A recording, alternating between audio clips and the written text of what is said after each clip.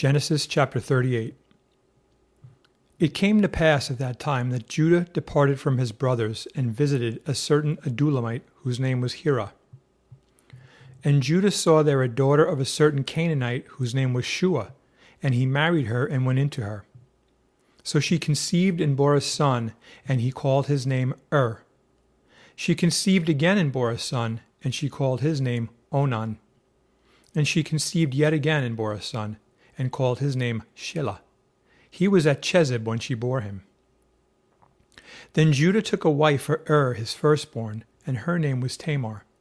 But Judah's firstborn, was wicked in the sight of the Lord, and the Lord killed him. And Judah said to Onan, Go in to your brother's wife and marry her, and raise up an heir to your brother. But Onan knew that the heir would not be his, and it came to pass, when he went in to his brother's wife, that he emitted on the ground, lest he should give an heir to his brother. And the thing which he did displeased the Lord, therefore he killed him also. Then Judah said to Tamar his daughter-in-law, Remain a widow in your father's house till my son Shelah is grown. For he said, Lest he also die like his brothers. And Tamar went and dwelt in her father's house. Now in the process of time, the daughter of Shua, Judah's wife, died, and Judah was comforted, and went up to his sheep shearers at Timnah, he and his friend Hira the Adulamite. And it was told Tamar, saying, Look, your father-in-law is going up to Timnah to shear his sheep. So she took off her widow's garments, covered herself with a veil, and wrapped herself, and sat in an open place which was on the way to Timnah. For she saw that Shelah was grown, and she was not given to him as a wife. When Judah saw her, he thought she was a harlot, because she had covered her face. Then he turned to her by the way and said, Please let me come in to you, for he did not know that she was his daughter-in-law. So she said, What will you give me, that you may come in to me? And he said, I will send a young goat from the flock. So she said, Will you give me a pledge till you send it? Then he said, What pledge shall I give you? So she said, Your signet and cord, and your staff that is in your hand. Then he gave them to her and went into her, and she conceived by him.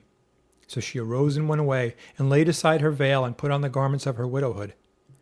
And Judah sent the young goat by the hand of his friend the Adulamite, to receive his pledge from the woman's hand, but he did not find her. Then he asked the men of that place, saying, Where is the harlot who was openly by the roadside? And they said, There was no harlot in this place.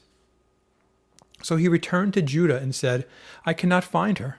Also the men of the place said there was no harlot in this place. Then Judah said, Let her take them for herself, lest we be shamed. For I sent this young goat, and you have not found her. And it came to pass about 3 months after, that Judah was told, saying, Tamar, your daughter-in-law, has played the harlot. Furthermore, she is with child by harlotry. So Judah said, Bring her out and let her be burned. When she was brought out, she sent to her father-in-law, saying, By the man to whom this belong, I am with child. And she said, Please determine whose these are, the signet and cord and staff.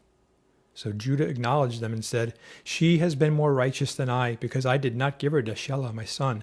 And he never knew her again. Now it came to pass at the time for giving birth, that behold, twins were in her womb.